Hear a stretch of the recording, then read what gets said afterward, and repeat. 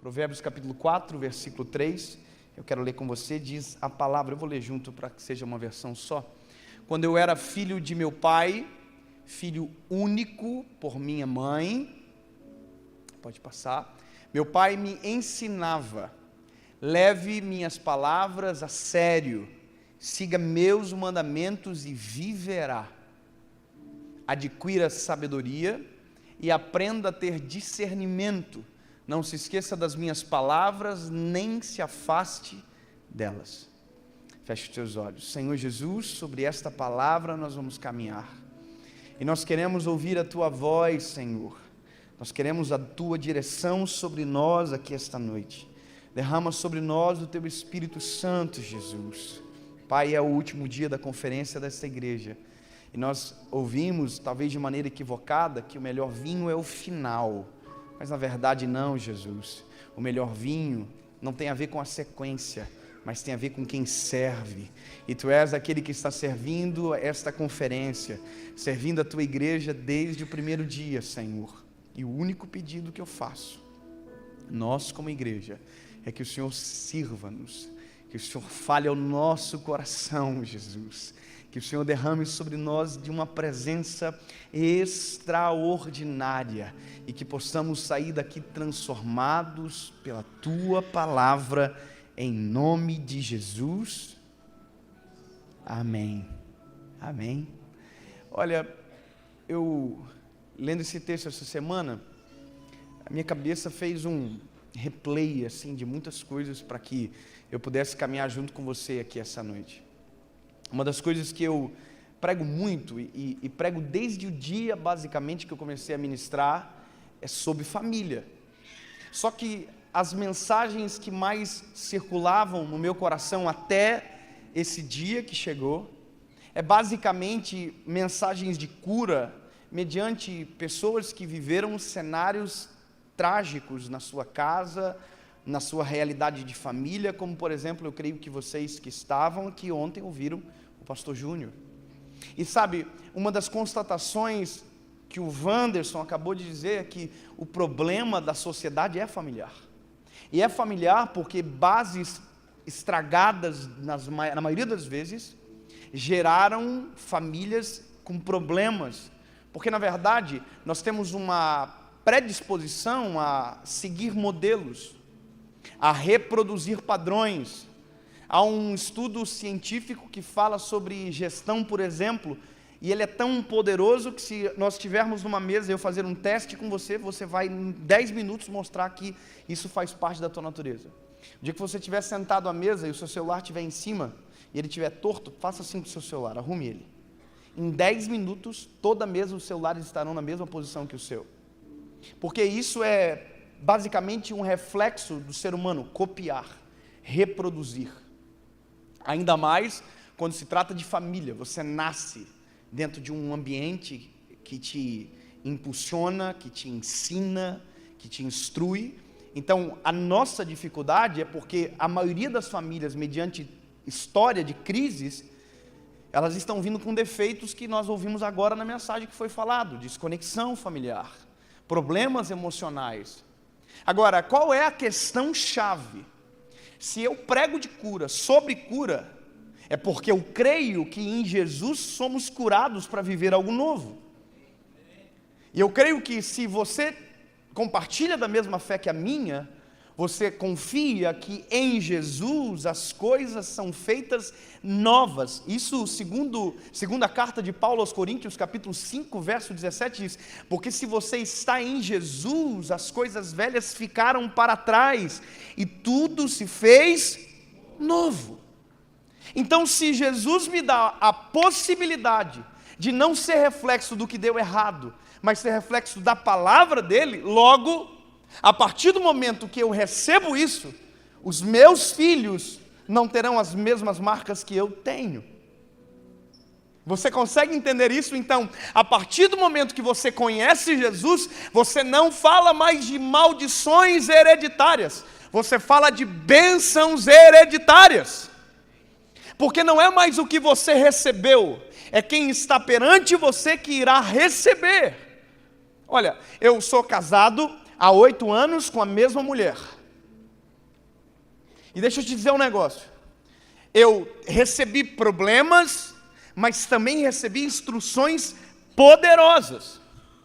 Eu me lembro que quando o meu filho estava próximo de nascer, meu pai me chamou e disse: filho, o pai quer te falar um negócio. E eu falei: sim, pai, o que era? Ele falou assim: deixa eu te dizer, o teu avô nunca traiu a tua avó. Eu falei: amém, pai. E ele falou: e a colheita do teu avô foi eu. E deixa eu te dizer, filho, eu nunca traí a tua mãe. E a minha colheita é você. Então, filho, deixa eu te dizer, para que você colha no João o que o teu avô colheu comigo e eu colhi com você, não traia a sua esposa. Entendeu? É uma outra carga. É uma outra responsabilidade. Porque eu tenho as histórias que foram negativas. Talvez você já ter visto alguma delas. Mas em Jesus todas foram curadas. E a nossa maior dificuldade é que quando nós começamos a servir a Jesus é nos desvencilhar do passado. É como se nós tivéssemos um quarto escuro na nossa vida, que todas as vezes que nós precisássemos de uma desculpa, nós vamos lá dentro do quarto escuro, vasculhamos e dizemos: eu sou isso por conta disso, eu faço isso por conta disso, sendo que o quarto foi destruído no dia que você aceitou a Jesus, no dia que Jesus entrou na sua história, no dia que Cristo curou você. É você lembrar do leproso que Jesus curou. O único lugar que o leproso não volta é o leprosário. Porque se ele volta para o leprosário, ele assume o risco de ficar doente novamente. Ou seja, a partir do momento que Jesus cura você, você não olha mais para trás, agora você olha para frente. Jesus entrou na minha vida. Eu não olho mais para o que aconteceu. Sabe por que eu estou olhando agora? Eu estou olhando para o João.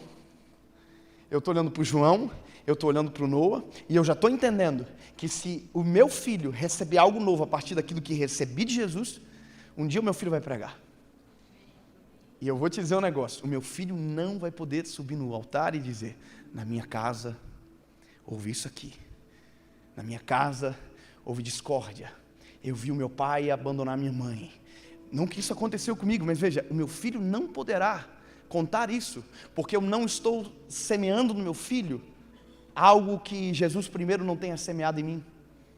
Então, pastor, aonde isso vai chegar? Eu vou te explicar. Eu só preciso introduzir você a entender se você consegue entender que, quando Jesus entrou, tudo se fez novo. Com todo o amor e respeito, você acredita dessa forma? Então nunca mais você vai poder dar uma desculpa que aquilo que você está vivendo hoje tem a ver com o seu passado. Ou você crê e vive, ou você acredita como uma filosofia e só apoia quando aquilo não toca você. Se você perguntar para um pai que trata mal o filho, ele vai dizer: porque eu fui criado assim. Se você vê um pai que abandona a esposa, você vai olhar a família e às vezes aquele abandono também aconteceu. Mas se Jesus entrou no meio, aquilo tem que acabar. A vida perde o ciclo, ou a questão cíclica de reproduzir para receber algo novo a partir de Jesus. E se essa é a nossa esperança, e essa é a minha viva esperança, agora eu não busco na palavra algo para defender o meu passado, ou me apoiar para que justifique os meus erros. Não, eu busco na palavra o que vai justificar os meus acertos e vai me apontar um caminho. E aí essa semana, quando eu comecei a ler esse texto de Salomão, eu falei: Jesus, o que é isso? Talvez você não percebeu o que nós acabamos de ler, ou talvez porque não estava inserido dentro de um contexto, passou batido. Mas perceba o que Salomão disse. Quer ver? Salomão aqui, escrevendo Provérbios, é o homem mais sábio da história. Aqui, Salomão já é um homem. Aqui, Salomão já é o rei de Israel, o terceiro rei de Israel. Saul, Davi, Salomão. Salomão foi aquele que construiu o templo, que no 4º ano de reinado começou o maior empreendimento que o mundo contemporâneo daquela época havia visto. Riqueza, poder. Agora, percebe o que Salomão acabou de dizer? Ele está dizendo: olha, quando eu era menino, o meu pai me ensinava. Oh, aleluia! Não, pelo amor de Jesus, meu lindo, eu quero que você entenda que se eu posso justificar o meu fracasso por conta de um passado frustrado, eu quero dizer que o meu filho vai justificar a vida dele por um passado extraordinário. Um dia ele vai subir a algum lugar para dizer, eu não sei se esse será o ministério dele, mas ele vai dizer, eu estou pregando assim hoje, porque um dia, dentro da minha casa, eu vi o meu pai sendo o reflexo daquilo que ele pregava no altar. Um dia eu vi na minha casa, eu sou esse esposo, porque eu vi o meu pai ser esse esposo para minha mãe. Eu sou esse filho, porque eu vi o meu pai sendo esse filho para a mãe dele. Sabe o que é isso? Eu também tenho que entender que a partir de Jesus, agora é minha vez de gerar um reflexo na minha geração. Aleluia! E aqui eu estou olhando para Salomão, o cara mais extraordinário do Velho Testamento no sentido de inteligência, sabedoria. Salomão está dizendo, quando eu era menino, meu pai me ensinava. Ele está dizendo, o meu pai, que quando Samuel foi ungir, que foi chamado homem segundo o coração de Deus, o meu pai me ensinava. E deixa eu te dizer uma parada, irmão. Salomão é filho de Batseba. Salomão é fruto de um pecado.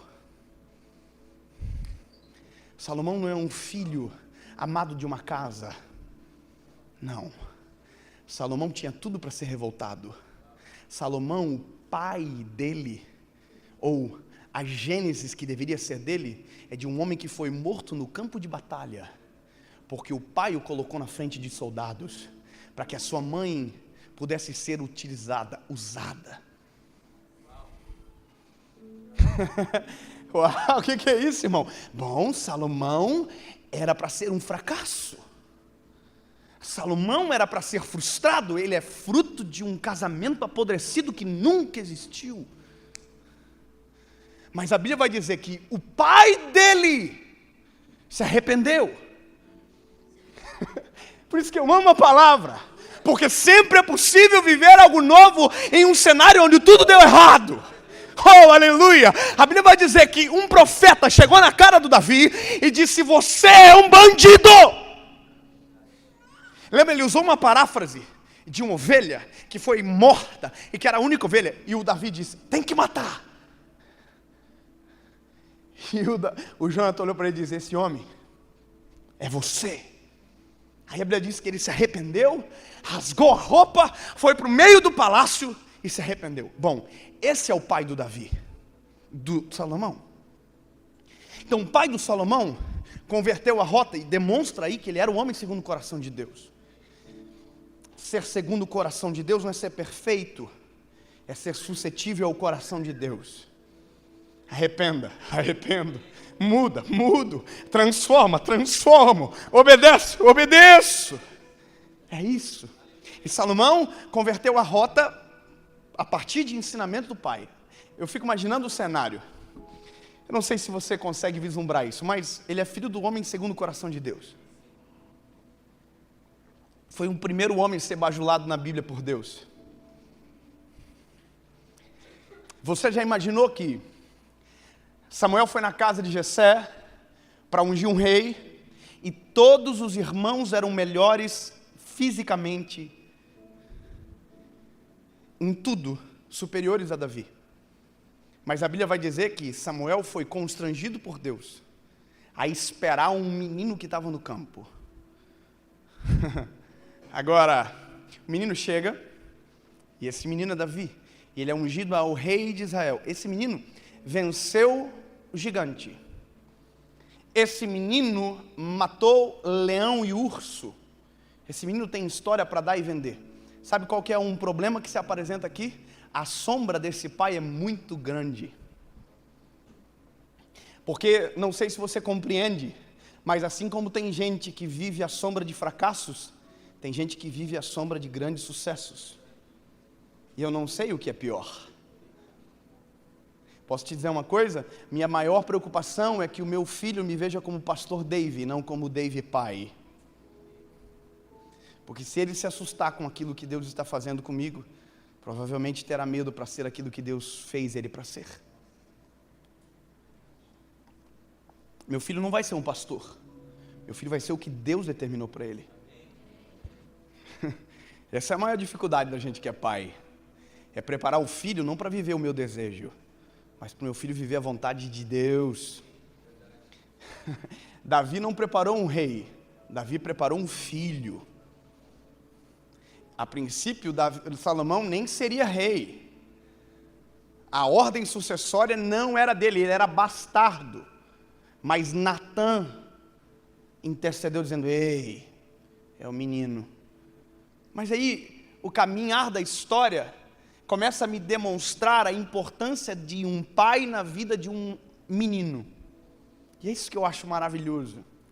Veja, Salomão lá com toda a sabedoria, com toda a vivência, volta para escrever o seguinte, olha, eu era filho do meu pai, e ele ensinava-me, e dizia, retém as minhas palavras no teu coração, guarda os meus mandamentos e vive.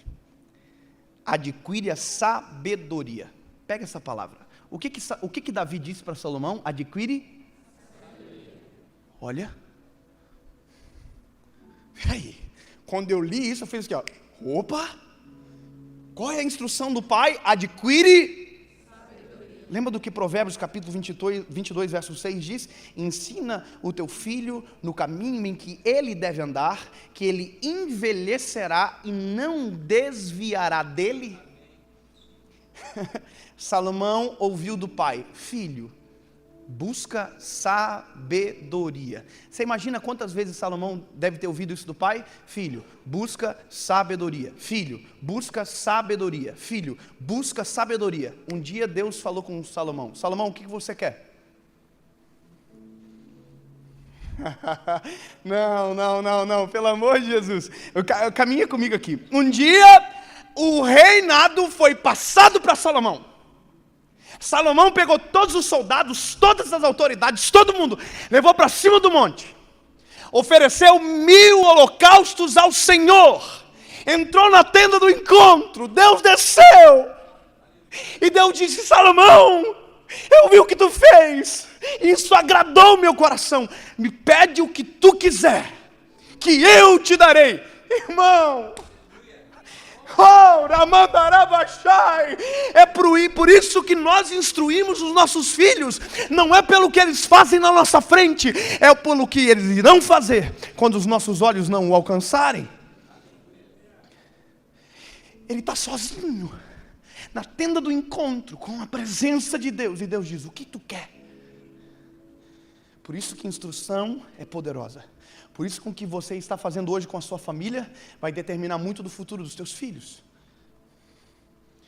E Salomão podia ter dito assim, eu quero que o Senhor destrua Davi que matou meu pai. Não, eu quero que o Senhor dê a posição de honra que a minha mãe merece. Porque ela foi tratada até agora como uma desordeira, e ela foi fruto de um homem que colocou ela naquela situação. Eu quero que o Senhor coloque todos os meus inimigos na minha mão, para que eles morram, não. Eu quero todas as riquezas do mundo, não. Porque Salomão não era menino sem instrução. Salomão tinha algo poderoso dentro dele, que foi gerado por um pai cheio do Espírito Santo lá atrás. Posso dizer uma coisa? Eu tenho um filho de 1 ano e 9 meses, o João. Irmão, o João é um esboço de pregação andando na minha casa. Quem tem filho aqui? Quem tem filho sabe que filhos são lições andando dentro de casa. Meu filho, ele é minha cópia. Eu não sei até quando isso é bom e quando isso começa a ficar ruim. Porque ele é elétrico e ele é eu. E porque ele é eu sei como eu sou, então ele não me engana. Eu me lembro que chegou uma fase do meu filho que ele começou a bater no rosto da gente. E aí, irmão, a gente é pai de primeira viagem, a gente não sabe o que faz. E quem é pai sabe que a pior coisa é a hora de corrigir o filho. Lendo Provérbios, eu entendi essa semana também que quem corrige é porque ama. Óbvio que a gente já sabe, mas é bom ser lembrado disso. Mas o meu filho começou a bater no nosso rosto e a gente ficava sem reação. O que fazer? Bater? Agredir? Falar? E aí a gente foi numa médica, numa pediatra. E a pediatra falou assim: papai, quando ele bater no seu rosto, você vai pegar a mãozinha dele assim e vai fazer assim: não, filho, não é para bater não, fazer carinho. Irmão, eu fiz isso uma vez, mãozinho, carinho, filho, tirei ele, pá. A médica falou: não, é que ele está descobrindo a profundidade. Ele estava descobrindo a profundidade da minha ira naqueles momentos, né? Ele fez uma, ele fez duas. Eu me lembro o dia, a gente estava lá nos Estados Unidos, dentro do aeroporto. Ele virou a mão e pá! Falei: vamos resolver. Eu peguei ele no colo, coloquei ele no chão.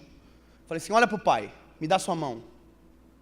Ele deu a mão, eu virei a palma da mão dele e bati 3 vezes. Pá, pá, pá. Olhei no olho deles: você nunca mais vai bater no rosto do pai, no rosto da mãe ou de ninguém. Sabe o que eu estava fazendo naquele dia? Gerando uma memória poderosa na vida dentro do meu filho. Eu não gerei uma memória para 2 anos, eu não gerei uma memória para 3 anos, eu gerei uma memória para a vida dele. E é isso que a gente não entende. Tudo que eu faço hoje gera uma memória eterna no meu filho. Sabe o que o meu filho fez essa semana? Estava deitado no sofá aqui, ó, com a cabeça, ele fez assim, ó. E quando ele veio, irmão, ele lembrou do dia. E ele diminuiu a velocidade. Quando ele chegou, ele fez assim. Olhei para ele: lembrou. Lembrou. E vai lembrar. E vai lembrar. E vai lembrar. Se eu tivesse batido no rosto dele, ele lembraria que eu tinha batido no rosto dele. Eu consigo me lembrar de muita coisa que aconteceu e que me feriu, mas também consigo de lembrar de muita coisa que aconteceu e me transformou para sempre. É isso que que a minha geração, dos meus filhos, dos filhos dos meus filhos, dos filhos dos filhos dos meus filhos irão receber. Porque eu estou gerando algo novo. Sabe, eu saio do meu momento de oração, dentro do meu quarto, vou no quarto nosso quarto, meu filho acorda, vai deitar no nosso meio. Essa semana foi muito lindo. Eu falei: filho, levanta que o pai quer orar por você. Ele já estava acordado, ele estava todo molinho, mas ele já entende. Ele me abraçou assim, soltou a mãozinha, fechou o olho. E eu dizia: Jesus, cuida do meu filho, Senhor. Jesus, eu profetizo que ele vai ser um homem de Deus, um homem cheio da tua presença. Sabe o que é isso? Estou gerando palavra nova nele. Um dia Deus vai se apresentar a ele também e vai perguntar: o que tu quer, meu filho? Eu não sei se ele vai dizer pregador, mas de uma coisa ele vai ter que dizer: eu quero ser um homem igual ao meu pai. Você conhece o Mateus? Mateus e o Cleiton? Uma das coisas que me marcaram um dia é que eles falaram exatamente isso para mim: David, eu quero ser igual ao meu pai. Sabe qual que é o maior medo nosso? Já parou para pensar, se chegar para o teu filho hoje e dizer: você quer ser igual ao seu pai? O que ele vai dizer? Tem um amigo meu que é pastor, estava numa roda de um monte de meninos e ele começou a perguntar: o que você quer ser quando crescer? Ele dizia: eu quero ser pregador igual ao meu pai. E você? Eu quero ser igual ao meu pai, quero ser em tal coisa. Todos os filhos tinham os pais como heróis. Aí ele falou assim: eu vou perguntar para meus filhos mês que vem. E é isso que a gente tem que entender. Então, quando eu estou olhando para Salomão agora, vivendo o reinado, eu tenho que lembrar: Salomão teve um pai que sentava com ele. E veja, olha que coisa poderosa. Lembra que eu te falei das 2 sombras? Da sombra de um passado negativo, mas é a sombra de um sucesso estrondoso? O que Salomão pode ser depois do que o pai dele foi? Já parou para pensar? Bom, vamos ler para um texto? Você não precisa abrir, eu vou ler para você. 2 Crônicas, capítulo 1, versículo 8. Isso aqui para mim foi incrível. Perdão, 2 Crônicas, isso mesmo. 2 Crônicas, que está no Velho Testamento. Então não é segunda, é segundo porque é livro, não é carta. Vamos lá. E Salomão disse a Deus: tu usaste de grande benignidade com meu pai Davi, e a mim fizestes rei desse lugar. Agora, pois, ó Senhor Deus, confirme-se a tua palavra dada ao meu pai Davi, porque tu me fizestes reinar sobre um povo numeroso como o pó da terra. Dá-me, pois, agora sabedoria e conhecimento. Agora, entenda o coração dele, para que eu possa sair e entrar perante este povo, pois quem poderia julgar a este teu grande povo? Aí Deus, irmão, faz assim, ó. Deus desmorona.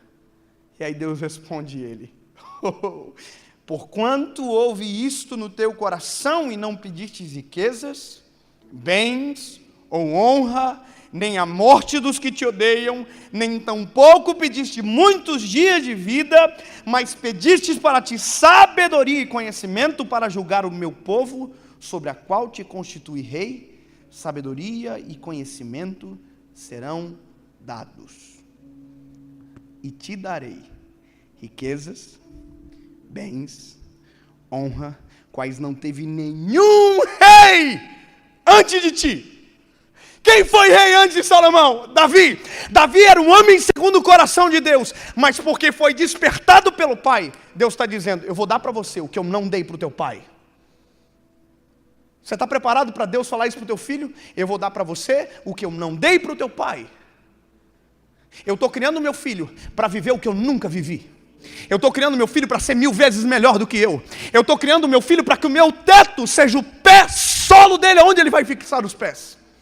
Eu não crio filhos para ser menores. Você não cria filhos para ser piores. Você está criando seus filhos para ser os homens mais cheios do Espírito Santo que o mundo já viu. Você está criando mulheres para que elas sejam as mulheres mais extraordinárias que o mundo já viu. Esse é o coração de uma família que vai mudar a história de uma humanidade. Enquanto tem gente dizendo que quer mundo melhor para os filhos, a gente tem que dizer: eu quero filhos melhores para esse mundo. Eu estou mudando. Essa é a diferença, irmão. Não é um mundo melhor para meus filhos, isso não vai acontecer. Mas os meus filhos serão filhos melhores para o mundo. Os meus filhos vão dar esmola. Os meus filhos vão ajudar o necessitado. Os meus filhos vão... Eu estou falando junto com você. Os nossos filhos serão cheios do Espírito Santo. Os nossos filhos não perderão um casamento por conta de adultério. Os nossos filhos não perderão a família por conta de besteira. Os nossos filhos serão pais melhores do que nós fomos. Os nossos filhos serão melhores esposos do que eu fui, que você foi. A sua filha será melhor esposa. Sabe por quê? Porque nós não estamos colocando coisas perecíveis. Nós estamos derramando sobre os nossos filhos valores eternos. Sabe qual que é o nome disso? Bênção geracional. Eu não estou pregando para você hoje. Você não entendeu ainda. Eu estou pregando para os teus filhos. Não, você não pode. Pelo amor de Jesus, eu vou repetir. Eu não estou pregando para você hoje. Sabe quem está sendo impactado por essa mensagem? A criançada lá dos kids, está tudo lá. Eles não sabem, mas já está acontecendo algo poderoso na vida deles. Eles não estão vendo, mas já está acontecendo. Oh, aleluia! Sabe o que vai acontecer? Eu vou profetizar crendo. Você vai sair daqui e a sua vida na frente dos seus filhos vai mudar. A sua vida dentro de casa vai mudar. Sabe o que vai acontecer? Eu vou dizer: os teus filhos serão acordados pelas tuas lágrimas na madrugada orando por eles. E você nunca mais vai precisar falar de oração para eles, porque eles vão aprender a orar vendo você orar. Ei, os seus filhos serão ótimos esposos e você não vai ter que falar. Eles vão ver você sendo esposos extraordinários. Um dia Deus vai perguntar para eles: o que vocês querem? E eles vão reproduzir aquilo que vocês gravaram no coração deles. Eu estou ensinando para o meu filho coisas eternas. E eu vou te dizer, meu lindo, isso é tão poderoso. Isso é tão extraordinário que a gente para de falar de maldição. Acabou. Tudo se fez novo. Jesus é bom, maravilhoso. Oh, aleluia. E agora? Esperança. Filho, ei, olha para o papai. Escuta. Tem uma vida nova para você. Você já viu quando alguém comenta assim: esses meninos nunca vão saber o que é pagar boleto? Deixa eu contar, meus filhos vão aprender a pagar boleto. Meus filhos vão aprender o que é ter desafio. Mas não por conta de uma tempestade que eu criei, mas vão aprender a vencer as tempestades que a vida cria. A vida não é um mar de rosas. Sabe o que acontece nos Estados Unidos? Sabe qual é a tributação da herança na América? 50%. Sabia disso? O país mais cristão do mundo tributa a herança 50%. Sabe o que é isso? Se você é americano e o seu pai morre e ele tem $1 milhão de herança para você, você vai receber 500 mil. Você, nossa, que injusto. Sabe o que é isso? É um país que está dizendo: você não precisa de uma esmola. Deus deu um pai que te ensinou a construir as mesmas riquezas que ele construiu, e ainda maior daquilo que ele fez.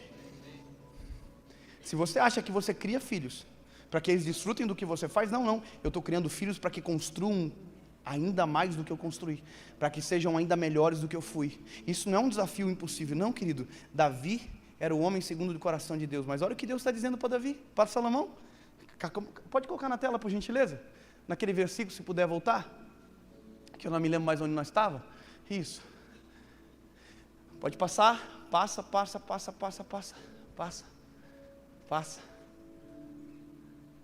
Aqui. Passa de novo. Então Salomão voltou da tenda do encontro no lugar de culto em Gibeão para Jerusalém e reinou sobre todo Israel. O reino era dividido. O reino estava cheio de problema. Salomão assumiu e no 4º ano ele construiu um templo. Você já foi em Jerusalém? Sabe o que o judeu está orando até hoje? Para que o templo que Salomão construiu seja refeito. O que eles não entendem é que Jesus já veio, construiu, destruiu, e quando ele voltar, é ele que vai construir novamente. Enquanto eles estão esperando a vinda, nós estamos esperando o retorno. Mas começou com um rei que Deus estabeleceu. Davi queria construir o templo. Davi tentou construir o templo durante todo o seu reinado. Deus não deixou. Porque tem coisas que Deus não vai deixar eu fazer. Mas o meu filho, Deus vai deixar. Que coisa doida, irmão. Eu quero repetir para mim que eu ouvi. Ouça isso. Tem coisas que tu não vai fazer, Dave, mas os teus filhos farão. Tem coisas que você não vai viver, mas os teus filhos viverão. Tem lugares que você nunca vai acessar, mas os teus filhos vão acessar. Sabe o que é isso? Bênçãos geracionais. Eu podia vir aqui dizer para você, se liberte. Não. Eu já estou crendo que você está liberto para constituir. Quem tem filhos? Deixa eu perguntar de novo. Quem tem filhos? Quem é filho de pai divorciado aqui? Levanta a mão. Deixa eu dizer uma coisa para você. Seu casamento não vai acabar. Em nome de Jesus. Se o seu casamento durou até hoje, então pelo amor de Deus, que aguenta. Pega na mão da irmã e diz, hoje vai acabar essa palhaçada de brigar dentro de casa. Se você tem filho, toma vergonha na cara, para de brigar na frente dele, porque essa é a memória mais forte que você está colocando nele. Aqui, ó, nós vamos mudar a nossa casa, a nossa família, para que um dia o meu filho possa viver além do que eu vivi, alcançar lugares que eu não alcancei, em nome de Jesus. Termino dizendo para você o seguinte, é que a gente sempre tem que chegar em Jesus. Não há nenhuma mensagem bíblica que não chegue em Jesus. Sempre chega em Jesus. Sempre. Por quê? Porque tudo converge nele. Então, tudo que você viu no velho também aconteceu no novo, mas a partir de Jesus. Então, eu creio que Salomão venceu porque Davi foi usado por Deus e foi intencional com o filho. Só quero que você grave essa palavra antes da gente passar para o final. Intencional. Você sabe o que significa a palavra intencional? Quem sabe o que significa a palavra intencional? Parece que é simples, mas eu vou te dizer. A maioria das coisas na nossa vida não são intencionais, são orgânicas. Ninguém é treinado, basicamente, para a vida. A gente é tudo orgânico. Acontece, por exemplo, não foi ninguém que me ensinou a fazer aquilo com o meu filho. Nasceu orgânico. E deu certo, deu tão certo que eu faço com ele isso até hoje. Sabe o que eu faço quando a treta acontece lá em casa? Falo, filho, vamos para o banheiro conversar. Pego ele pela mãozinha, irmão, a lagriminha já corre na hora. O beicinho começa a fazer assim, ó, e ele sabe que o pau vai fechar. Nós entramos dentro do banheiro, que eu criei uma estratégia. Eu não educo meu filho expondo, eu educo meu filho protegendo. Ninguém precisa ver o que está acontecendo, é eu e ele. Só que aí eu entro no banheiro, irmão, e o pau fecha de tal nível que ele já entendeu que naquele momento o pai vai falar, irmão, eu baixo na alturinha dele aqui, deu certo uma vez, agora é intencional, é isso que eu quero dizer. Eu baixo na altura do olhinho dele assim e falo, olha para o papai, e às vezes ele não quer olhar. Eu digo, olha nos olhos do papai, ele olha eu desço a bronca, falo tudo o que está acontecendo, e no final eu digo para ele, agora, pede perdão para o papai. Ele não fala perdão ainda não, mas ele olha para mim assim, ó, eu falo assim, eu entendi isso como perdão. Me dá um beijo e um abraço. Irmão, é o beijo e abraço mais sem gosto da vida que ele dá. Ele faz assim, isso é ser intencional. Eu não vou perder isso. Essa é a forma, intencional. Por que eu estou dizendo isso para você? Quer ver por que é ser intencional? A gente não aprende de maneira orgânica na vida, que está cheio de gente preso debaixo de palavra de maldição. O Wanderson acabou de falar, idiota, imbecil, burro. Eu sou intencional em tudo que eu falo pelo meu filho, irmão. Sabe qual que é o apelido dele lá em casa? Eagle. Águia. Você pode achar engraçado, mas eu falo, ô águia, ô eagle, é intencional. Ele está ouvindo a vida inteira. O dia que ele olhar o que significa águia, ele vai entender por que eu preguei a vida e falei isso para ele a vida toda. Sabe que como a gente conversa com ele lá em casa? Como se ele fosse mais inteligente do que ele ainda é. Eu estou desafiando ele a entender que ele pode ir mais longe. Sabe o que a gente faz? Em todo tempo eu digo, filho, nós te amamos. Ele aprendeu papai, mamãe, vovô, água, papá, e agora ele está aprendendo a falar, eu te amo. É intencional. Sabe o que eu digo para ele? Todos os dias, filho, você vai ser um grande homem de Deus. Filho, você vai ser um homem cheio da presença do Espírito Santo. Sabe desde quando eu digo isso? Desde o dia que a gente soube que ele ia nascer. Nós fizemos um vídeo, eu e minha esposa, dentro do carro. Dentro do nosso carro, nós fizemos um vídeo dizendo assim, filho ou filha, nós não sabemos se você ainda é menino ou menina, mas a gente descobriu hoje que a mamãe está grávida de você. Esse vídeo está guardado. E um dia ele vai ver. E nós dissemos assim, nós não sabemos se você é um menino ou uma menina, mas não importa agora nem para o papai nem para a mamãe, mas nós queremos dizer que você será um homem ou uma mulher cheias ou cheio do Espírito Santo de Deus. Você vai honrar o papai e a mamãe. Você vai ser extraordinário. Ei, isso é intencional.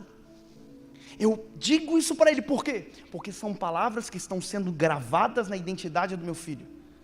Enquanto tem gente chamando o filho de imbecil, enquanto tem gente chamando o filho de idiota, Deus está levantando crente dentro da igreja para dizer que os filhos serão homens de Deus. Deus está levantando gente na igreja para dizer que os filhos serão maiores do que eles.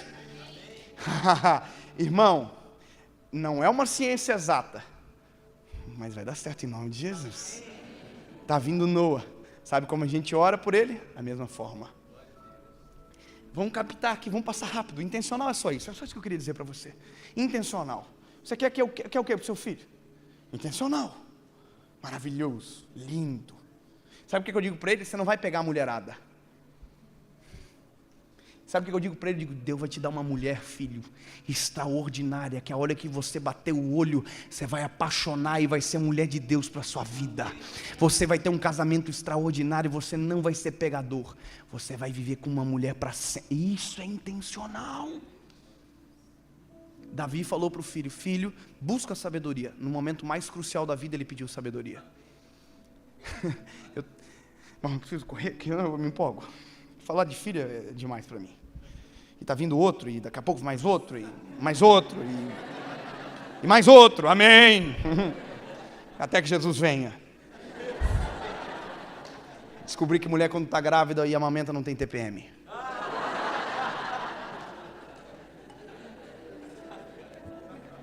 Quatro anos sem TPM, irmão, quase. Deus está dando vitória. Eu estou ouvindo a Bíblia. Crescei e multiplicai. Brincadeiras à parte. Eu chego nisso tudo em Jesus. Jesus, em tudo que fez, foi intencional. Deixa eu te dizer. Qual o livro que Jesus escreveu? Diga para mim um. Me diga. Alguém conhece algum livro de autoria de Jesus? Tem muita gente assim, acho que é Bíblia.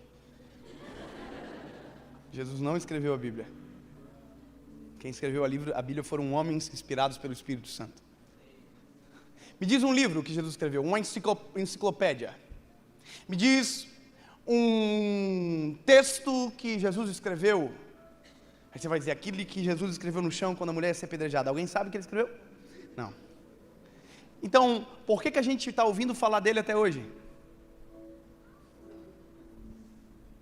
Baseado no quê? Vamos caminhar, vamos entender isso, pelo amor de Jesus. Como é que a história não morreu? Eu vou te dizer qual foi a parada. Porque Jesus, antes de começar a trabalhar, encontrou discípulos para caminhar com ele. Antes de Jesus operar um milagre, Jesus escolheu 12 para ver ele fazer tudo o que ele iria fazer. Antes de tudo, Jesus escolheu gente para ver ele fazendo. Sabe o que é isso? Falar é bom. Mas quando os filhos veem a gente fazendo aquilo que a gente fala, é melhor ainda. Jesus escolheu 12 para andar junto com ele. Andavam com Jesus, para cima e para baixo. Dormiam no lado, acordavam no lado. Andaram com Jesus. Aí, tem mais um detalhe. Lembra do intencional? Jesus um dia olhou para os discípulos e disse assim para eles: olha, meus lindos, se preparem, porque em meu nome, vocês farão obras maiores do que essas. Você já imaginou que loucura se eu chegar para o meu filho hoje e dizer: filho, se prepara, que você vai pregar para muito mais gente do que eu preguei. Aí meu filho tem 2 anos de idade, nem fala direito, vai olhar para a minha realidade e vai dizer: filho, papai, isso é impossível. Jesus olhou para os discípulos e disse: ei, vocês vão fazer obras maiores do que viram eu fazer. Deixou eles andar 3 anos e meio com Jesus, ficar de boca aberta durante 3 anos e meio. A Bíblia diz que eles faziam, Jesus fazia milagres, ficava tudo assim, ó. Chega um momento que, lembra quando Jesus multiplicou pão e peixe? A Bíblia diz que os discípulos ficaram com a cara tão feia, tão assustada, que Jesus mandou eles vazar para que ele despedisse a multidão. Eles estavam tão assim, ó, que Jesus falou: gente, pelo amor de Deus, vaza, que está feio. Meu Deus, vocês andam comigo todo dia, estão com essa cara estranha. Entra no barco, leva o cesto, some daqui, que eu vou despedir a multidão. Eles andaram com Jesus o tempo todo. Jesus acalmou a tempestade, dizendo: meu Deus, que é esse homem aí? Que acalma a tempestade, o vento mal obedece. Jesus. Aí Jesus chega no final e diz: em meu nome, vocês farão obras maiores do que essas. Irmão, então eu entendo que ser pai, ser uma família saudável, estruturada e gerar algo novo para os nossos filhos é deixar eles fazer aquilo, deixar eles ver a gente fazer aquilo que a gente quer que eles façam. O que você quer que os seus filhos sejam? Reflita um segundo. Quem que você quer que o seu filho seja? Que tipo de homem que você quer que o seu filho seja? Que tipo de mulher que você quer que a sua filha seja? A sua resposta tem que determinar a sua ação. Não pense, meu lindo, que seu filho vai ser fiel à tua esposa se toda vez que você vê um rabo de saia você faz brincadeira sem graça. Eu nunca vi meu pai brincar com uma mulher, sabia disso? Eu nunca vi o meu pai brincar com mulher nenhuma, nunca. Nem com irmão, nem com nada, nunca vi. Eu tenho vergonha de fazer isso na frente do meu filho até hoje. Eu jamais vou fazer. Porque eu fui instruído que isso é ridículo. É interessante isso, está vendo? Intencional. Então, meu filho, porque não viu eu, provavelmente não vai fazer também. Agora, eu tenho deixado meu filho ver outras coisas. Eu tenho deixado meu filho ver eu abraçar a mãe dele toda hora. Eu tenho deixado meu filho dizer que amo a minha esposa toda hora. Irmão, às vezes eu não deixo ver aquelas coisas lá não. Mas de vez em quando ele pega uns detalhes. Eu passo aqui na irmã, sem detalhe, deixa para lá. Mas ele está vendo que o pai dele é apaixonado pela mãe dele e isso não é feio. Eu deixo o meu filho ver eu mudar a voz no telefone com a minha esposa.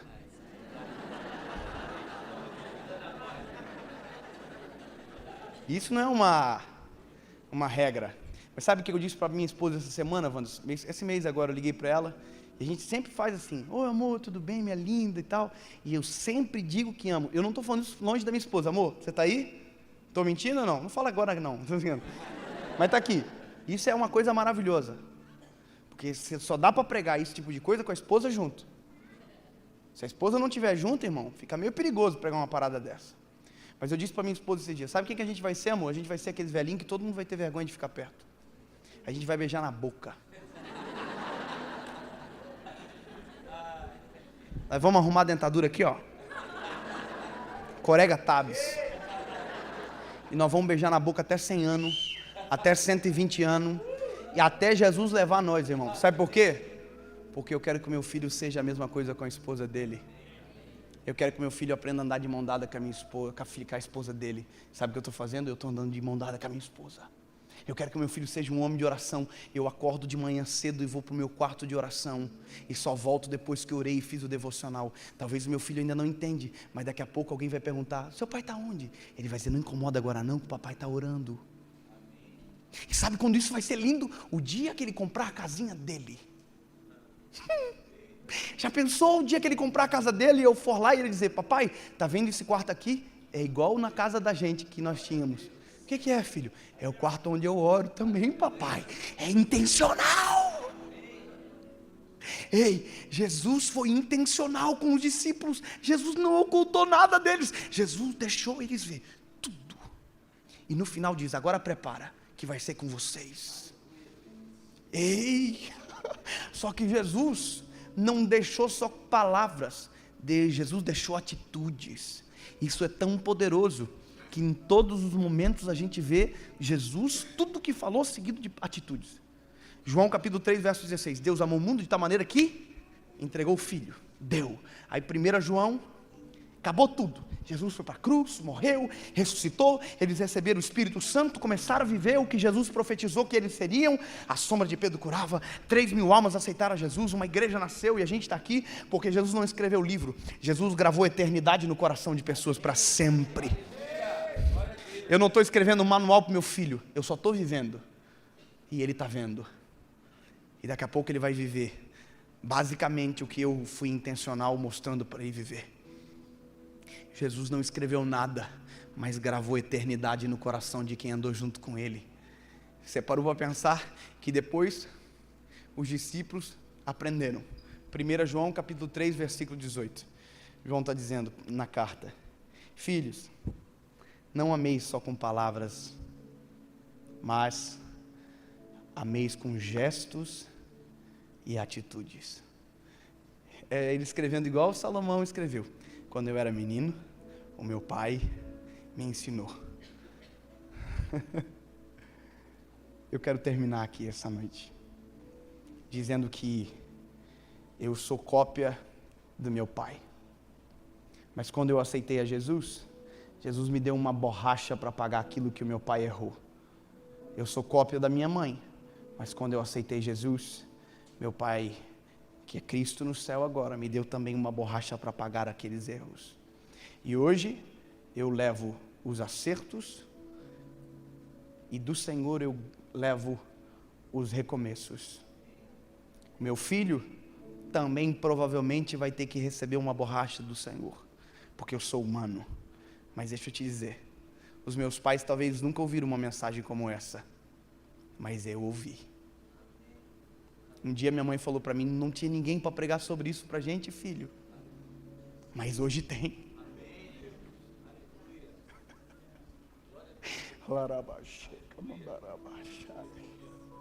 Hoje tem, e você está ouvindo, e nunca mais poderá ser excusado deste conhecimento. Ei, em nome de Jesus, eu vou profetizar sobre a minha família e você profetiza sobre a sua. Os meus filhos servirão a Jesus. Os meus filhos serão excelentes esposos. Serão homens segundo o teu coração, Jesus. Os meus filhos irão a lugares que eu nunca fui. Pisarão em lugares onde eu nunca pisei. Os meus filhos orarão muito mais do que eu, Jesus. Os meus filhos terão mais prazer e paixão pela tua palavra do que eu. E por conta disso, os filhos dos meus filhos serão cheios da tua presença. E por conta disso, os filhos dos meus filhos conhecerão o teu nome. E por conta disso, os filhos dos meus filhos amarão a tua presença. E por conta disso, os filhos dos meus filhos lembrarão que um dia um menino que aceitou a Jesus com 19 anos de verdade.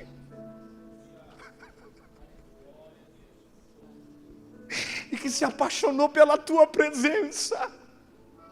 E que converteu os seus caminhos para seguir a tua palavra. Que encontrou uma mulher cheia do Espírito Santo, gastaram a vida para pregar sobre ele. Oh, aleluia! Jesus, nós não estamos brincando de ser crente, nós não estamos brincando de ser igreja. Jesus, nós estamos gerando igrejas.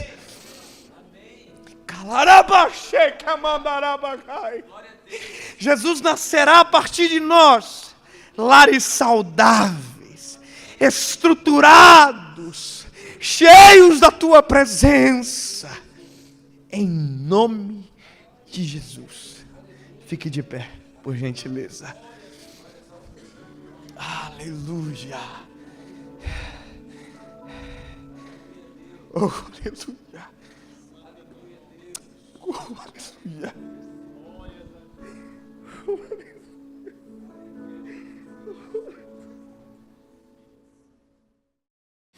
Fala, meu lindo!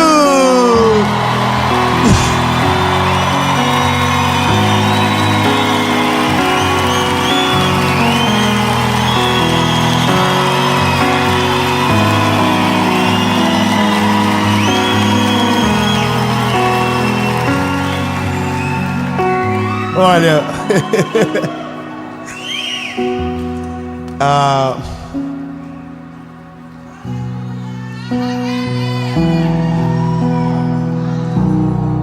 todos os dias da nossa vida são dias de milagres. Existem milagres que vemos e existem milagres que nós nunca iremos testemunhar, pois não sabemos. Livramentos, portas que se fecham e que, se tivessem abertas, nós perderíamos tudo.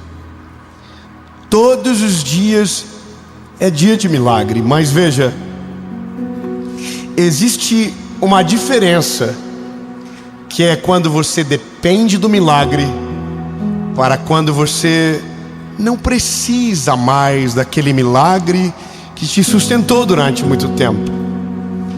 A mensagem de hoje, ela vai tocar em você, talvez para valorizar mais o tempo que você está.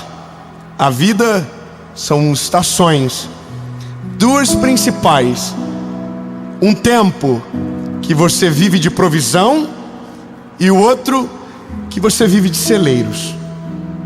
Um te falta, mas porque tem Deus, nem falta e nem sobra. Já na colheita, no tempo dos celeiros, você tem e sobra. Bom, você já vai ver que uma estação é melhor do que a outra. Eu sei, o lógico, é quando não falta mais nada. Mas veja, vamos lá. Antes de a gente entrar nessa mensagem, eu quero pedir duas coisas rápidas para você, para fazer com que essa mensagem vá mais longe. Ó, curte o vídeo rapidinho, só apertou o joinha, top. O YouTube já entende. Nossa, vídeo bom, vou mandar para mais gente. Comenta, compartilha, se inscreve e ativa o sininho, bebê. Ei, toda a segunda-feira, 7 horas da manhã, tem uma palavra de Deus para você começar a sua semana cheio da presença dele. E quando o combustível estiver quase acabando, chegou outra segunda-feira de novo. Amém? Vamos para a mensagem.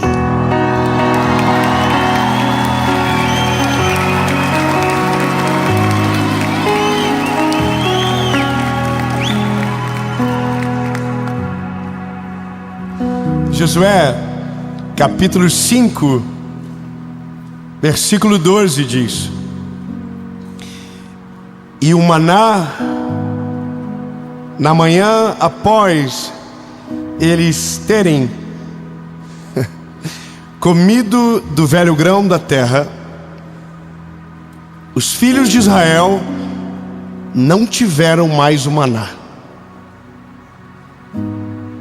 Mas naquele ano eles comeram do fruto da terra de Canaã.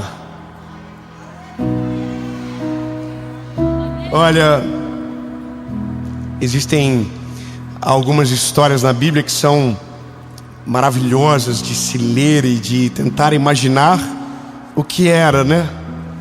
A Bíblia diz que um homem chamado Moisés foi usado por Deus para libertar um povo que era escravo.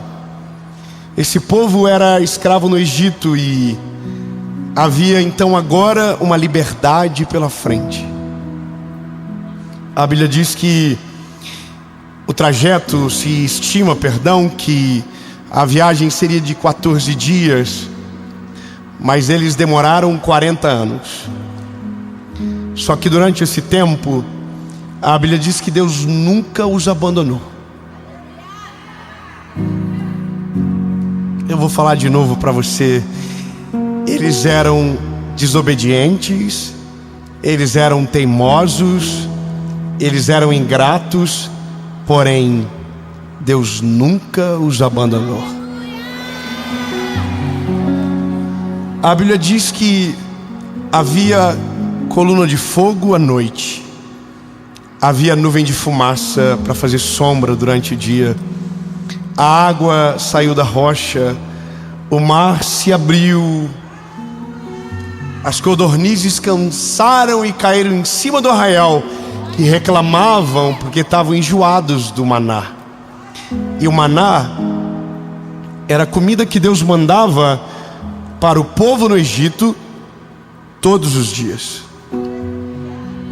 Todos os dias, quando era cedo, aquele maná caía do céu, e aquele era o alimento do povo.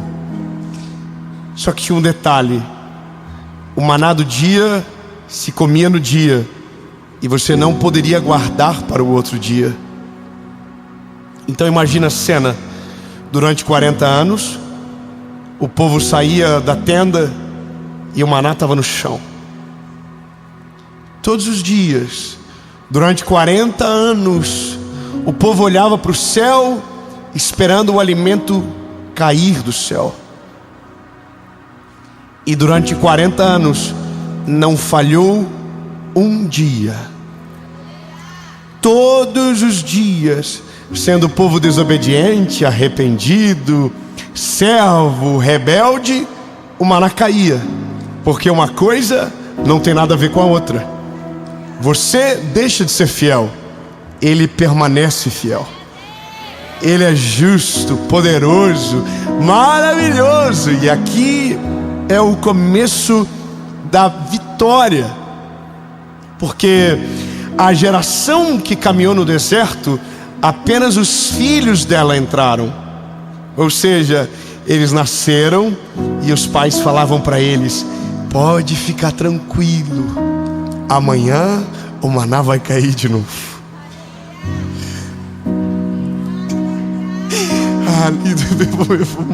Vamos mais. Aí o filhinho dormia, acordava de manhã e dizia: papai, já caiu? Aí ele dizia: vamos ver, vamos lá fora. E aí eles saíam para fora e o maná estava lá esperando. Todos os dias, 40 anos comendo das delícias do Senhor.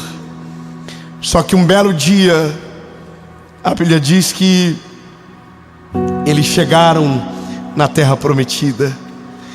E no dia que eles chegaram, o maná não caiu mais. Eu sou pequeno, sou só um garoto. E eu não sei você, mas eu, nesse dia, por mais sendo um dia feliz, haveriam lágrimas nos meus olhos. Porque durante 40 anos, a comida caía do céu. Durante 40 anos eu tinha certeza que Deus estava com a gente. Durante 40 anos, todo dia tinha um milagre novo para contar. Durante os dias mais difíceis, eu sabia todos os dias que o Senhor nunca havia me desamparado, porque o maná caía do céu. Só que a Bíblia diz que aquele dia não caiu mais. Vai chegar um dia que você vai ter saudade dos dias difíceis, mas não estarão conectados aos dias difíceis, mas estarão conectados com a dependência que você tinha dele. Sabe, quando a sua mão não dava conta, quando o seu braço não dava conta, e você dizia: Deus, se não for o Senhor eu não consigo. E aí o maná caía do céu. Eu consigo imaginar o povo dizendo: mas Josué, não tem como a gente ficar mais um ano com maná? Ô Josué, era tão bom, eu vou sentir saudade. Será que não tem como a gente fazer de novo? E aí Josué dizia: não tem mais, porque Deus só mandou guardar um pedaço, e está dentro da arca da aliança, e a gente não pode mexer. Mas Josué, quando a gente vai poder comer do maná? E aí Josué dizia: nunca mais. Agora a gente não vai olhar mais para o céu esperando a comida. Agora a gente vai olhar para a terra. Vamos cuidar dela, vamos semear de maneira intencional, e o que nascer será o nosso alimento. E a Bíblia diz que naquele ano eles colheram da terra e comeram daquele lugar. E essa é a divisão das estações. Exatamente nesse momento, quando você não espera mais, porque agora você tem. Amém? Seja sincero. Qual momento tem mais valor para você?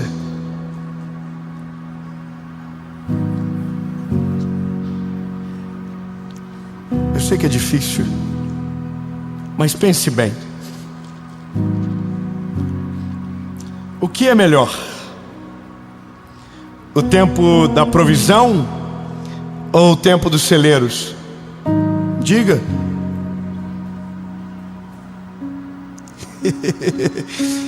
Uma votação segundo o Enem. Quem acha que a melhor estação é a estação da provisão, levante a mão.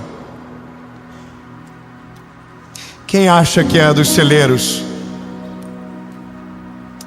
Os celeiros vencem. Um aplauso ao povo do celeiro.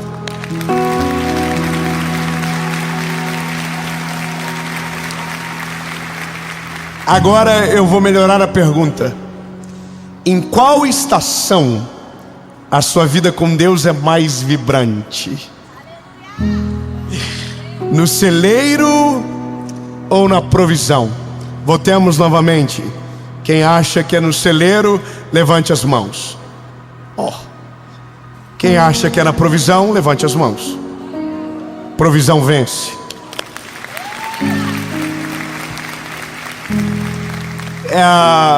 Parece estranho agora, então, do nada, eu começar a dizer para vocês: olha, desejem o tempo da provisão, que ele é melhor. Não, porque uma coisa não tem nada a ver com a outra.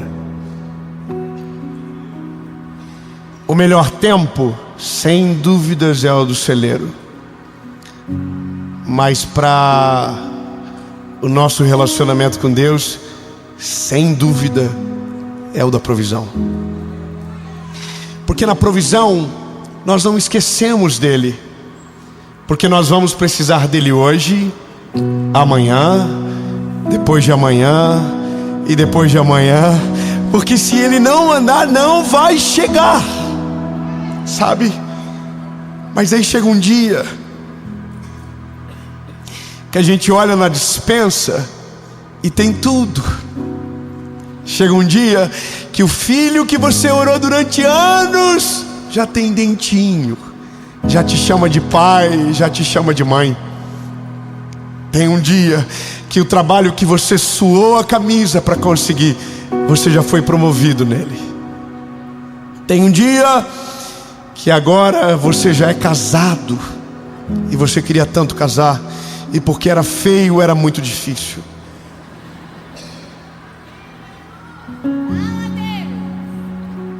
Bom, chega um dia que tudo que você pediu, agora você tem.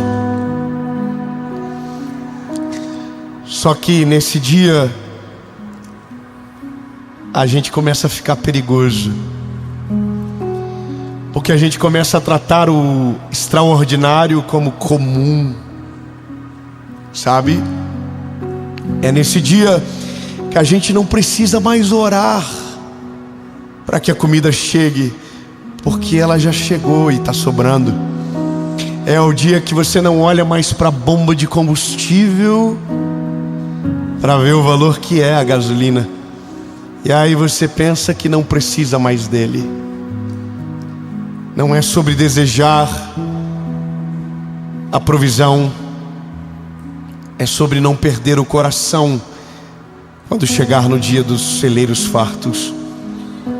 Sabe, hoje minha esposa mandou um vídeo da minha menina, da minha filha Serena, e ela estava fazendo um bolinho formato de coração, e ela fez com a mãozinha assim para a câmera. E eu fiquei pensando, um dia eu dobrei meus joelhos e eu dizia: Jesus, eu queria tanto uma garotinha, Jesus. Toda vez que eu vou nos lugares e uma menininha muito bonitinha aparece, eu fico encantado, Jesus. Eu queria tanto saber o que a Paula sente em ser amado pelos meninos. Jesus não é justo. Bom, e hoje ela já tem 2 anos, sabe? E eu não posso me esquecer dos dias que chorava. Não posso me esquecer do dia que eu vou contar um segredo para vocês. Nossa, como eu sou fofoqueiro. Mas eu preciso me libertar. Eu já sabia antes do chá revelação que era menina. Pronto, falei. Falei, tô leve. Me perdoa, Jesus. Eu já sabia, porque eu ia gravar uma série. O que tá aí? Todo mundo, eu sou ser humano. Eu ia gravar uma série, e eu meti esse migué na minha esposa. O povo do chá revelação fez um exame, a gente fez outro. O povo frustrado comigo. É verdade. Minha esposa é muito mais certinha do que eu. Disse: veja você, mas não me conte nada. Chegamos no laboratório, fui pegar o exame. A gente parou o carro na frente, só que o laboratório era todo de vidro. Para ver lá dentro. Culpa dela. Aí foi engraçado porque todo mundo me conhecia e sabia o que eu queria. Parecia um show. Todo mundo veio para frente do balcão. As meninas, todas as que fez o exame aqui, estava geral lá. E ela disse para mim: o que você acha que é? Uma menina. Só que, irmão, a gente sabe que não é assim, né? Deus já havia falado comigo que era uma menina, mas até a gente se vê, até a gente se pegar no cacete, nossa, quase morre. Aí eu peguei o exame, eu e o Leão, Fabrício. Aí, irmão, quando eu li feminino, Senhor do céu, eu fiquei branco, amarelo, cor de rosa, e comecei a chorar. Sentei, irmão, na poltrona do negócio, as meninas vieram tudo me abraçar, e a minha esposa lá dentro assim, ó.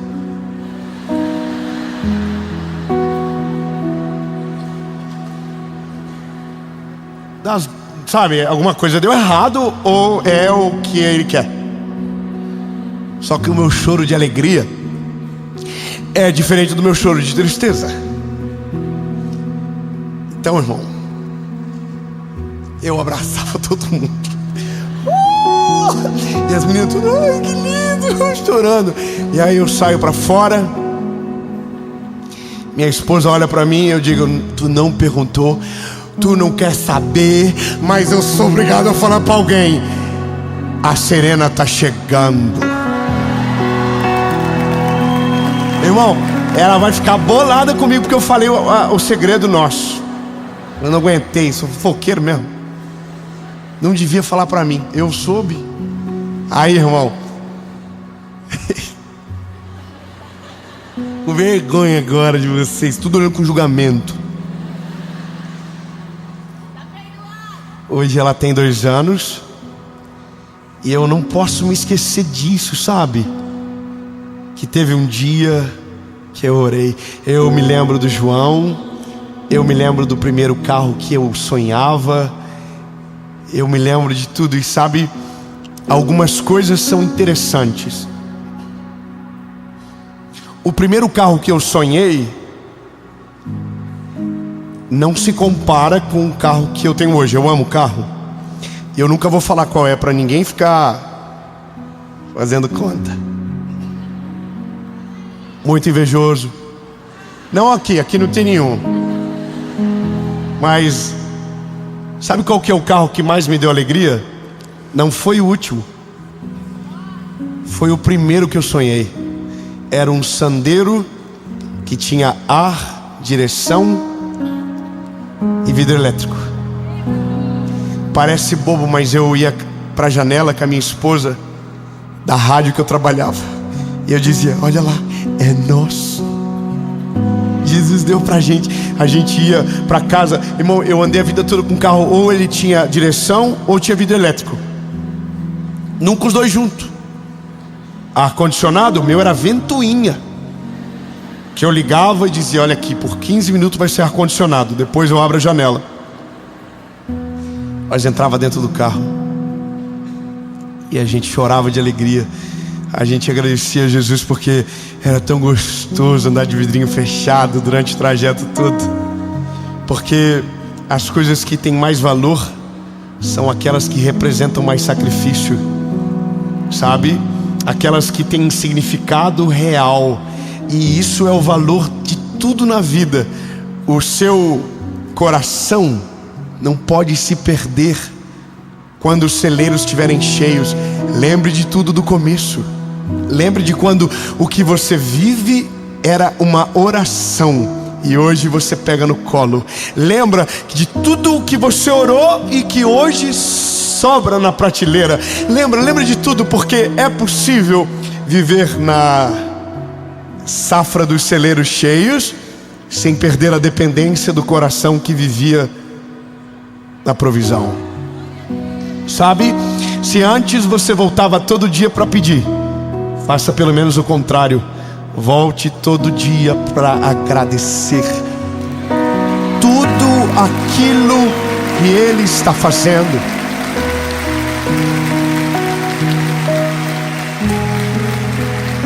Mas olha, sem dúvida, as melhores histórias é na provisão.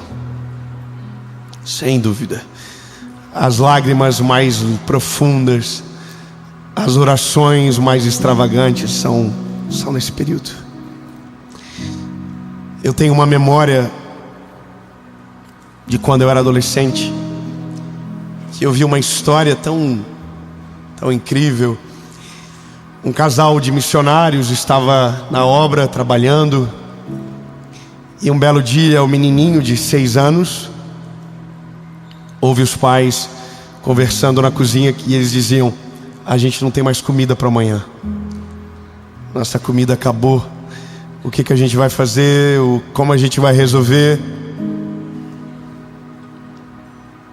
Não tinha telefone, um lugar inóspito, difícil acesso.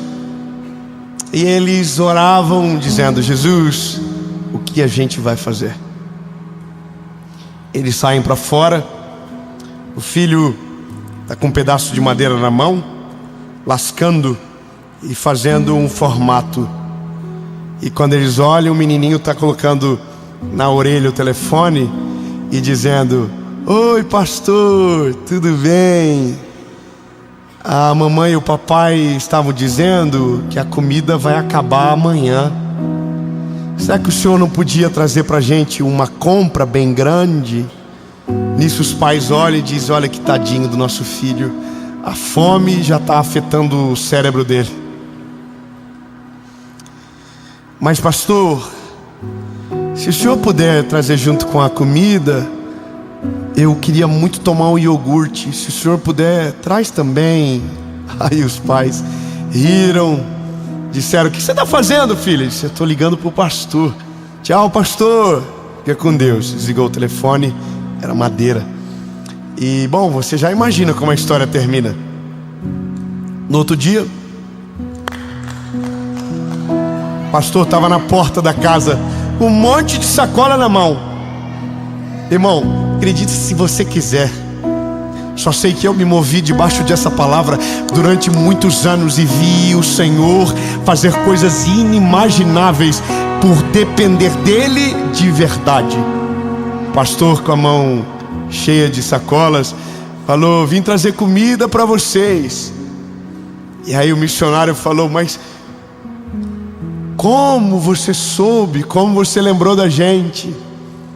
E aí o pastor disse: olha, meu lindo. O pastor falava meu lindo também.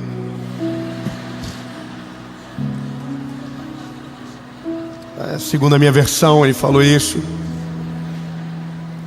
Aí o pastor disse: olha, eu quero te pedir um favor. Da próxima vez me liga o senhor. Fica chato mandar os filhos ligarem. Daí ele falou: mas pastor, a gente não tem telefone em casa. Aí o filho disse: eu tenho, pai. Calma. Aí o pastor falou assim: foi você que me ligou? Ele falou: foi. Ele falou: eu trouxe iogurte para você.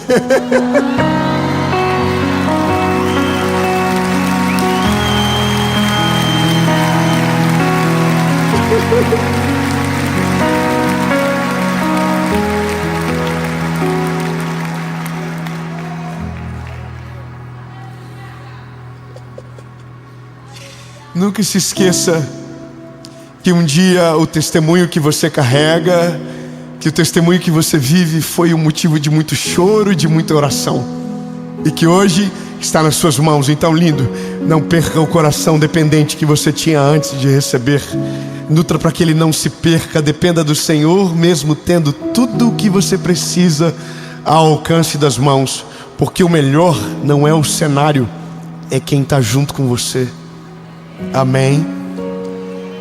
E para você que ainda está no período de escassez, talvez ainda não chegou lá, talvez ainda ora pela mistura, talvez ainda ora pelo básico, talvez ainda está distante do que quer. Deixa eu te dar um conselho lindo. Aproveite bem. É igual filho, cresce rápido demais.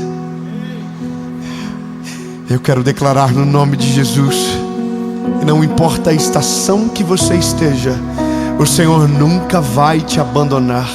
O Senhor não vai te desamparar, Ele não vai te deixar sozinho. Ele vai prover enquanto necessário, e quando os celeiros estiverem cheios, Ele vai usar você para ser a provisão daqueles que precisam para o tempo determinado. E em nome de Jesus, tudo o que te faltou não vai mais faltar, e tudo aquilo que te sobrar vai chegar na mesa daqueles que precisam, vai ser a inspiração daqueles que buscam, em nome de Jesus.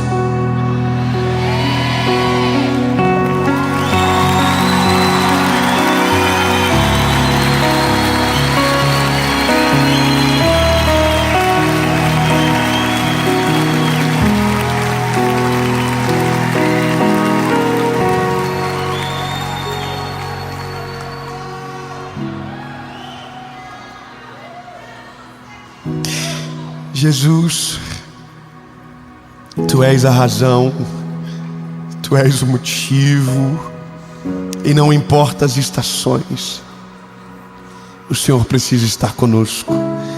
Tu és o socorro bem presente no dia da angústia, mas Tu és também a razão para voltar, para Te agradecer todos os dias, Jesus. Agradecer por tudo. Tu é tão bom, Tu é tão generoso, Jesus. Mesmo nos dias mais difíceis, o Senhor não nos abandonou. O Senhor nunca nos abandonou, Jesus. E olha que Te demos motivos, mas o Senhor não foi embora. O Senhor ainda é o mesmo, e o Senhor será assim para sempre. Paizinho, que a gente nunca deixe de depender de Você. Sabe, Jesus, não importa o lugar que a gente more, não importa o carro que a gente anda, não importa a conta, esquece tudo, Jesus.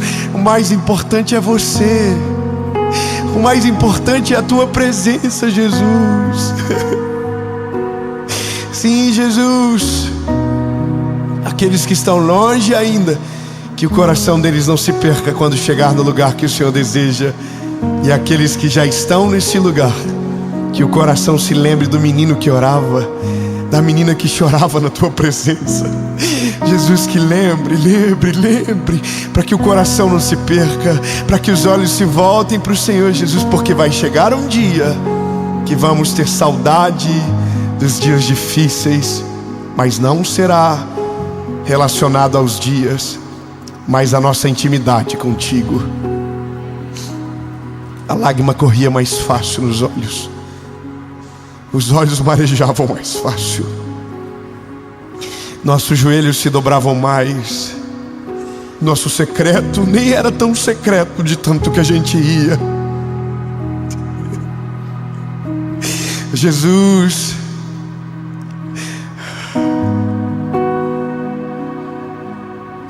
não é sobre os 10 milhões, Senhor, não é sobre números, é sobre Você, Jesus. Não importa, Jesus, o quão longe as coisas vão, o quão longe cheguem, nós sempre dependeremos de Ti, Jesus. Eu vou depender de Ti para sempre, Jesus. Eu sou o Teu menino que cresceu, que já anda com as pernas, que já sabe falar. Mas o Senhor não vai me perder da Sua casa. Eu não vou embora, Jesus. Eu ainda vou Te perguntar as coisas básicas. Eu ainda quero a Tua opinião sobre tudo. Eu ainda quero e vou querer para sempre, Jesus. E essa é a oração mais sincera da minha alma. Eu dependo de Ti para tudo. Eu dependo de Ti para ser um bom pai. Eu dependo de Ti para ser um bom administrador da minha casa. Eu dependo de Ti para ser um bom esposo. Eu dependo de Ti para ser um homem de Deus, Pai.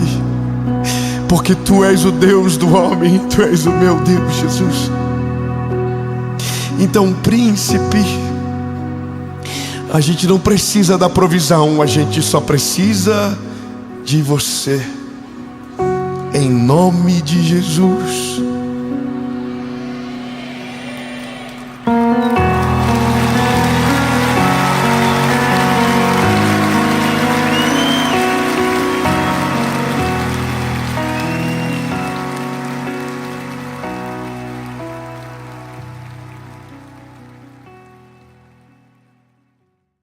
Fala, meu lindo, minha linda, tudo bem com você? O tema dessa mensagem é essa mesmo que você viu: vida épica, vibrante, extraordinária. Eu quero muito que você fique comigo até o final, e eu tenho certeza que você vai sair incendiado pela essa palavra, tá bom? Eu só quero te pedir um favor antes de começar a mensagem. Dá uma olhadinha se você ainda não se inscreveu no canal. Se você ainda não se inscreveu no canal, se inscreve, é rapidinho. Você vai apertar e olha, de repente, está inscrito no canal. Se inscreve, ativa o sininho, não esquece de curtir o vídeo. Toda segunda-feira tem uma palavra de Deus para você aqui no nosso canal, tá bom? Vamos fazer o seguinte: Vamos para o que importa, para a palavra.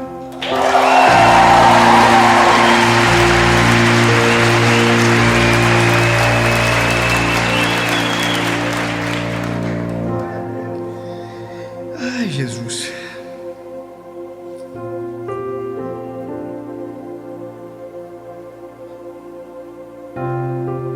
Sabia que eu perdi o texto? Ah, porque eu estou em 1º. É em 2 Samuel. Ah, tá aqui, ó. Deixa eu ver se é isso mesmo.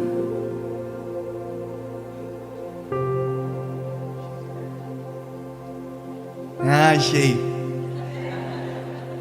2 Samuel, capítulo 23, verso de número 22.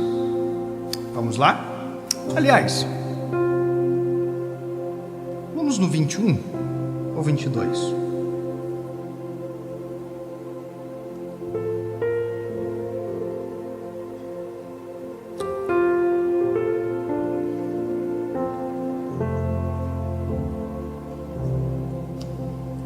Oi, gente, tudo bem? Não, eu quero mudar o texto. Eu vou voltar um ainda. Vamos lá. 2 Samuel, capítulo 23, verso de número 20. Diz o seguinte: E Benaia, o filho de Joiada, o filho de um homem valente de Cabziel, que havia feito muitos atos, ele matou 2 homens de Moabe, semelhantes a leões, e também desceu e matou um leão no meio de uma cova num dia de neve.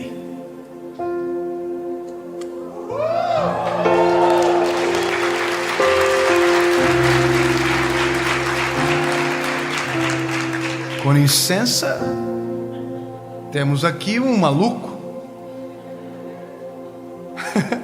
Sabe, eu quero que você compreenda o que esse rapaz chamado Benaia, que talvez eu possa apostar que você nunca ouviu o nome dele.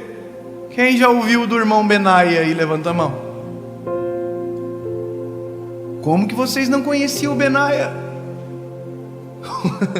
O Benaia simplesmente num dia de neve entrou dentro de uma cova e matou um leão na lança. Qual foi a última pessoa que você conheceu que perseguiu o seu leão a tal nível que fez em um dia de neve entrar dentro de uma cova fria e escura para matar um leão? Qual foi a última vez que você ouviu isso? E sabe, eu chamo isso de momento épico. Quando a gente olha para as definições do que é épico na vida, né? A gente olha para os filmes épicos. O que é um filme épico? Um filme épico é aquele que produz um herói. E aí quando você vai na Bíblia, a Bíblia é um livro de heróis.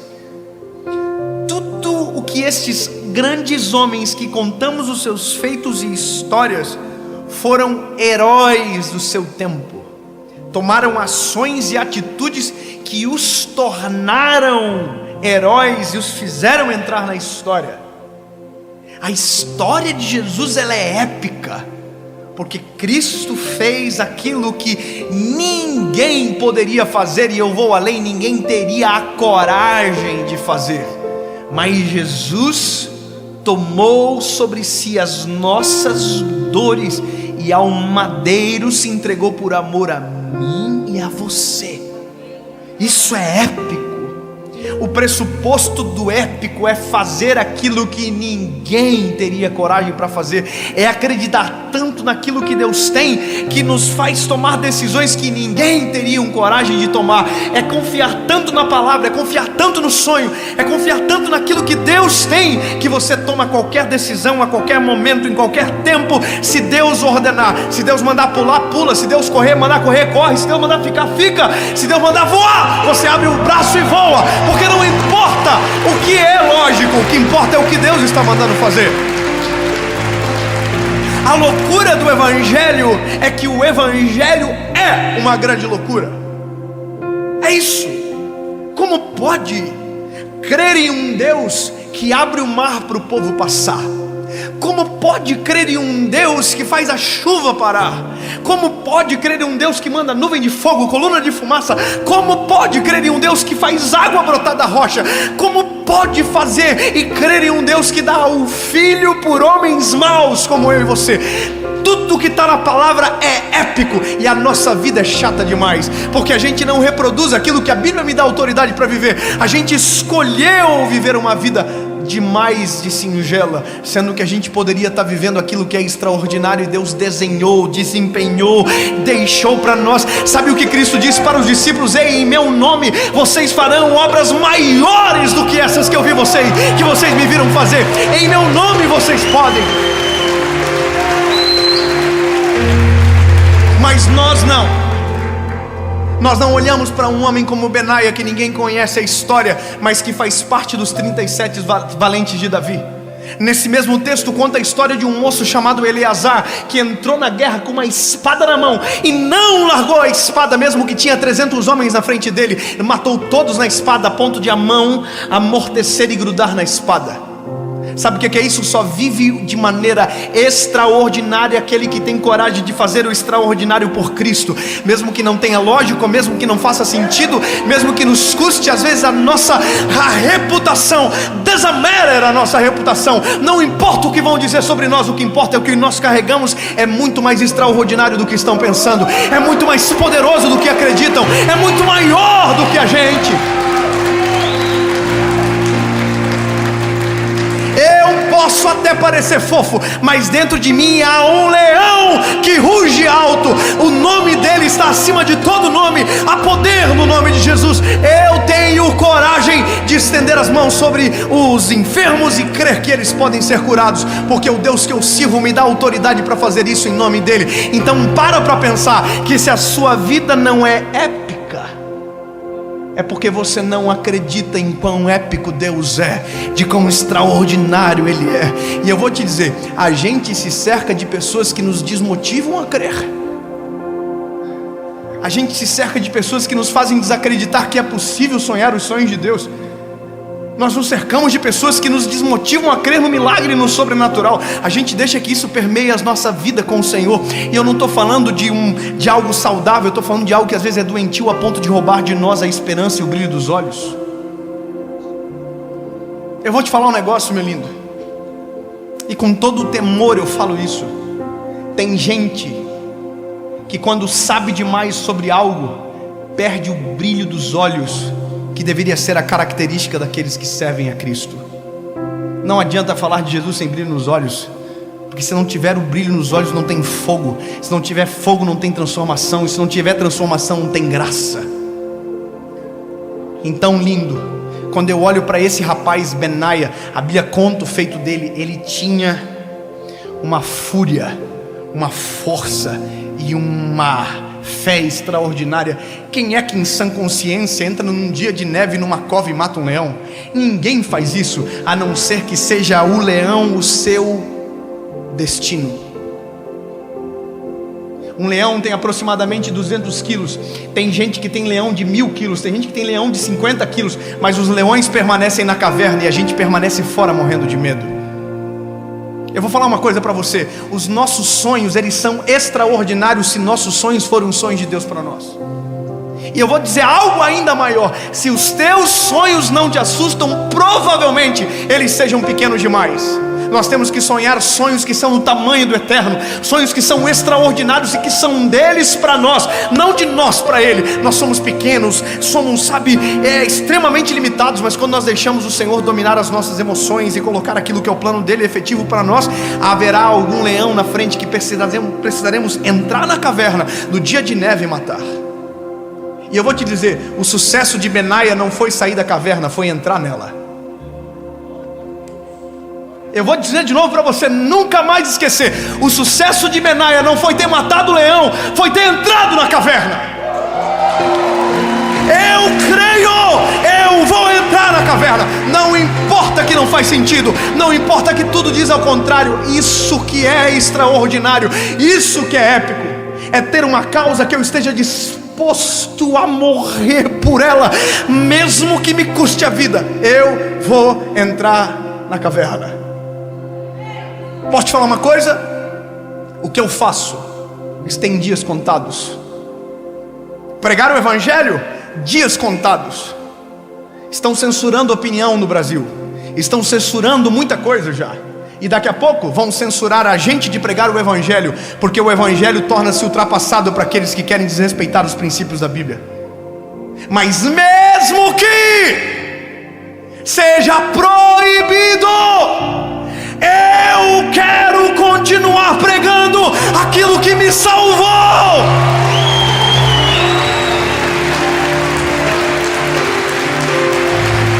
Eu não descobri uma historinha, eu descobri algo que me salvou, me transformou, me libertou e me fez livre em uma nova criatura. Não é algo a ponto de dizer, oh que lindo, não é dizer, eu entrego a minha vida para essa causa. É a minha causa, pode não ser a sua.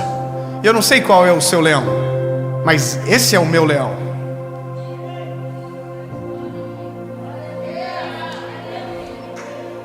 E eu vou te dar um conselho.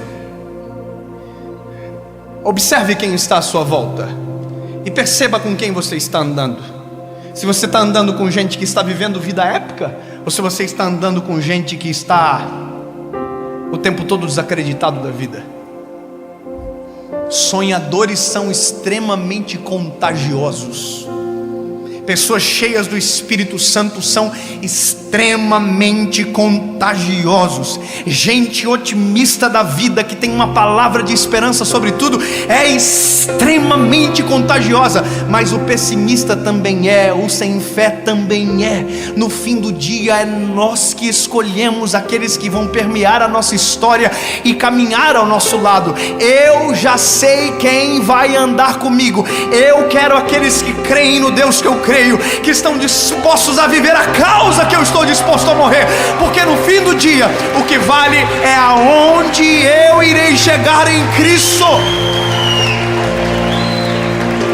Sabe, a loucura disso é saber que existe uma vida disponível para nós. Na verdade, existem duas, até mais, mas que existe uma opção que é extraordinária.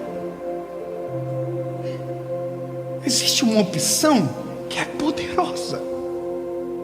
Existe uma opção que faz a gente dormir com os olhos brilhando, com o coração cheio de alegria, que faz a gente acordar com propósito e razão para andar como maluco às vezes durante o dia, cheio de força, cheio de ânimo, cheio de fé, cheio de crer que Deus está cuidando de tudo.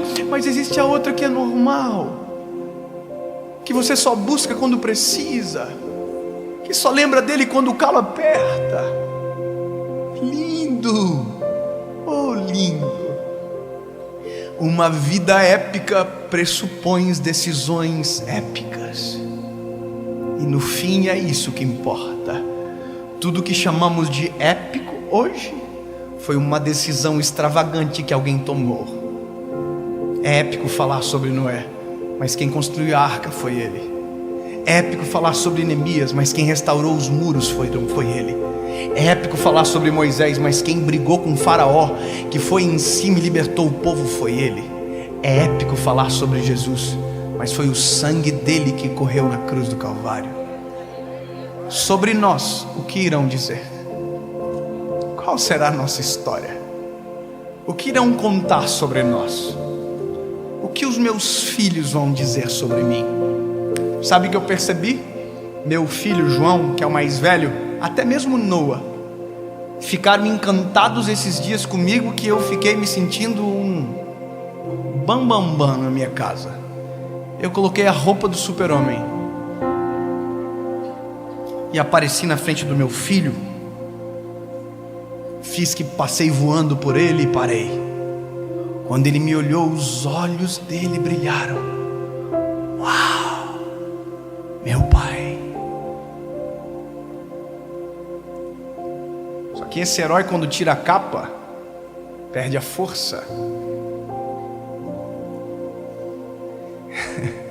Esse herói, quando tira a fantasia, perde o brilho.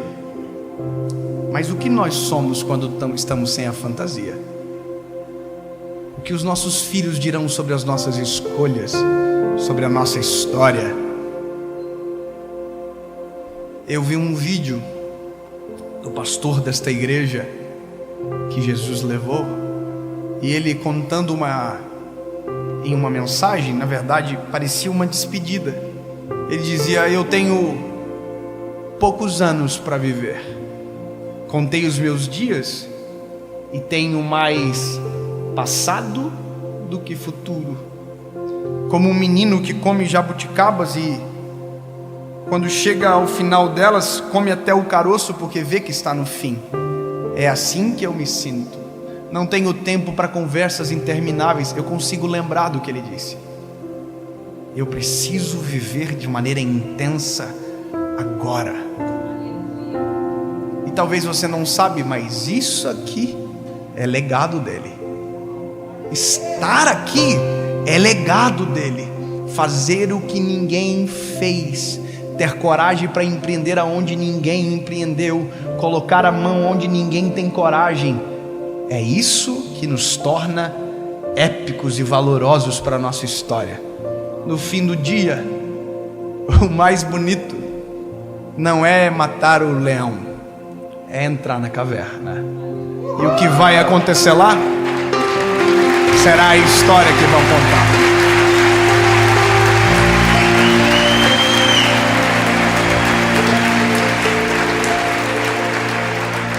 Jesus, eu fico sem palavras contigo, Senhor, porque tudo isso que falamos, Tu fez primeiro. Tu és o modelo perfeito, Tu és o modelo ideal, Tu és o nosso príncipe, e que sejamos parecidos contigo, que tenhamos a coragem, baseados em tudo aquilo que o Senhor fez. Em Teu nome faremos obras ainda maiores, eu creio, Jesus. Eu creio em uma geração extremamente ousada no pregar a palavra. Eu creio em empresários cheios da Tua presença, ousados em tomar decisões. Eu creio em homens e mulheres que terão decisões que vão mudar a nação para melhor, para a glória do Teu nome. Vidas épicas, mas baseadas na Tua palavra. Deus, em nome de Jesus, nos dá a visão sobre aquilo que ainda ninguém enxergou. Nos faz sonhar aquilo que ninguém sonhou. Me diz o nosso leão que nós entraremos na caverna num dia de neve. Em nome de Jesus.